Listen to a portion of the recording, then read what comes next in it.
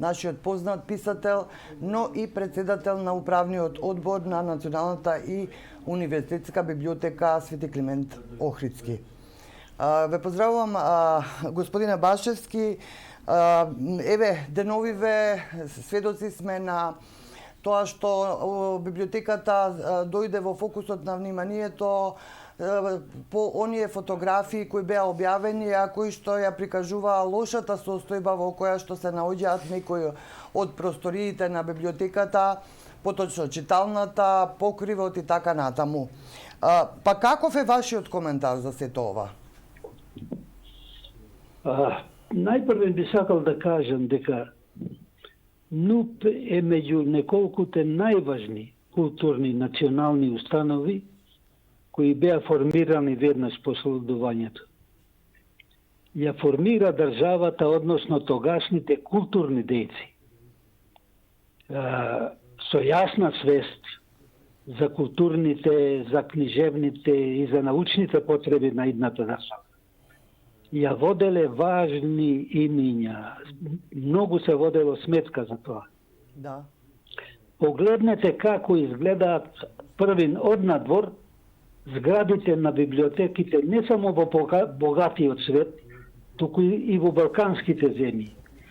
Тие згради, онака, нели, на изглед мирни, како да се втемелени во националната почва. А за внатре и да не зборуваме за фондовите, за книгите и така натаму. И нашава библиотека сакаше да се вреди во тој ред библиотеки. Но многу заостана и добро е, како што рековте, нели, што медиумите денови укажаа на состојбите во неа. НУП е, како што реков, една од најкрупните и најзначајните национални установи, а веќе во голема мера руинирана, но и со не мали проблеми во внатрешното работење. Да. Не е сега од голема полза ако државата, односно Министерството за култура, би се обидувало да се иземе од одговорност. Веќе зборував и за некои други медиуми, не се работи за тоа дека сегашниот министер или сегашниот состав воопшто таму има одговорност. За еден многу мал број години се сменија неколку министри за култура, а во библиотеката има и наследени проблеми од пред повеќе години наназад. И добро е сега ако државата рече на вистина е добро да оставиме, да не оставиме една таква институција да се руинира. И не се работи само за инвестициите, за прашање од инвестицијска природа.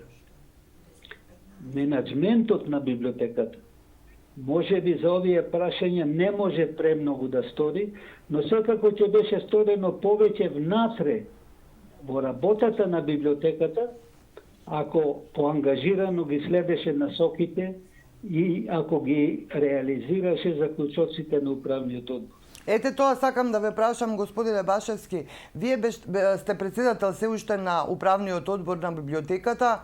Па дали ги гледавте состојбата, дали предупредувавте можеби за состојбите таму во библиотеката? Се разбира, за тоа постои документација, нели, постојат записници, постојат упатства, постојат и извештаи редовни до Министерството за култура. Постојано е укажувано, бидејќи она што е проблем на библиотеката се гледа, што би се рекло, со голо око, не е тешко да се види. Да. Нели? И проблем е, знаете, дали библиотеката во таквата состојба може да фати чекор со времето. И како што врви времето, заостанувањето и ќе биде поголемо. Гледаме дека сите сериозни библиотеки ги имаат предвид новите технологии, дигитализација, електронската употреба, можноста да се пристапи кон големи и кон важни бази на податоци. Ние, значи, сето тоа не можеме да го обезбедиме макар и во еден поскромен обид. Во Како вие, да. како библиотека, ќе имате корисници денес, ако не го имате сето тоа, а ние читаме денови дека и читалните во НУП се запоставени, долго необновени и така натаму. Ќе речете, добро, тоа е прашање на менеджирање. Да, и тоа да. Но крупната грижа, кога е во прашање развојот, значи кога се во прашање инвестициите, сепак е на државата. Во НУП се финансираат скромните плати и библиотечната дејност, исто така во скромни рамки, и тоа така оди со години се тапка всушност во место, само на едно ниво. И би сакал да кажам уште неколку збора. Значи, во НУП има прекрасни работници и зналци во својата област. Но во исто време, таму постои една структура на вработени кои рутински доаѓаат и си одат и човек би помислил дека баш и не сакаат многу да има некаков успех. И во сета таа ситуација нема подвижност на кадрите. Останува се онака како што било и затоа човек уште кога ќе влезе ќе види една претерана смиреност, еден застој просто. Застоеност. Ете тоа сакам да кажам. Да, еве ја спомнавте дигитализацијата. Во 2009 година таму се направи нова зграда, таа беше свечано и на големо промовирана. Меѓутоа сега упатените зборуваат за тоа дека таа зграда воопшто и не може да послужи на својата првична цел за која наводно беше изградена, бидејќи нема таму ни грење, ниту доволни услови за да се работи. А сега ми кажуваат дека таа всушност е целата затрупана со оние капиталните дела од книжевноста на владата на Груевски и тие таму стојат и практично нема место ниту да се влезе. Значи се правеле некакви обиди, дали се тие обиди и какви се, тоа допрва треба да се истражува, но сега еве институциите на државата најавуваат од кога се обелодени овие фотографии, најавуваат дека инспекцијски служби и други ќе ја истражуваат целата работа, како се дозволило да се стигне до тоа дередже. Па еве, вие ги кажавте просто работите и јас можам да ги потврдам. Јас верувам дека сега Министерството навистина ќе се фати сериозно да ги реши овие проблеми во НУП, во библиотеката. Навистина добро е што е изградена таа нова зграда, се разбира, бидејќи во еден момент пред повеќе години се дошло до сознание дека овој простор претходно е веќе мал. Меѓутоа, таа зграда, тие простори таму не влегоа никогаш во функција како што треба. Прво, како што рековте, нема отоплување таму. Па натрупане со тие изданија кои, како што знаеме, ги објавуваше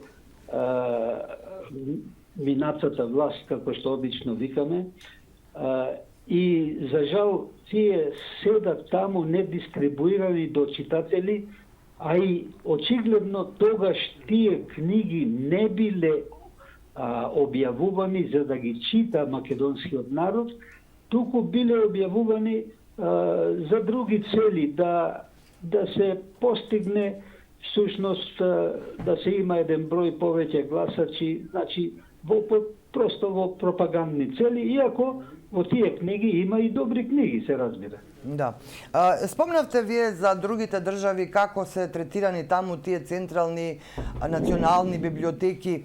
Па еве, како може, и рековте, тоа ќе заостанува националната наша библиотека доколку се продолжи со оваа практика, Но еве, според вас, која е функцијата, освен што таму се чуваат тие стари и безценети ракописи, разни други документи, тие се од непроценливо значење и вредност и за културата и воопшто, но освен оваа функција на чување и зачувување на тоа книжно културно наследство, која би била вистинската функција, еве, доколку се беше во ред со Националната и универзитетска библиотека? Па тоа што се чува таму документи од највисока важност со национално значење, не значи дека тие треба таму да просто да бидат само заштитени физички, туку тие треба да се користат, како и фондовите од книги, нели? А ако не се користат, тогаш зошто би постоела една библиотека? Значи, јас самиот многу пати во библиотеката го поставувам прашањето на корисниците на библиотеката, на бројот на корисниците. Што треба да се направи за да се зголеми тој број? Која е структурата на корисниците? Која е нивната јазична на кој јазик го употребуваат и во таа смисла што треба од јазична гледна точка да им се понуди за да имаме поголема бројка на корисници, нели? И така натаму и така. Во таа смисла секогаш сум барал да се направи некое мало истражување како што државите прават попис, за да може да се врз таа основа да се изгради една политика на корисници и на развој на библиотеката. Зашто без корисници вие немате смисла на постоење, не само на библиотека и на слични други, нели, културни институции, макар биле музеи, макар биле галерии и така натаму и така натаму.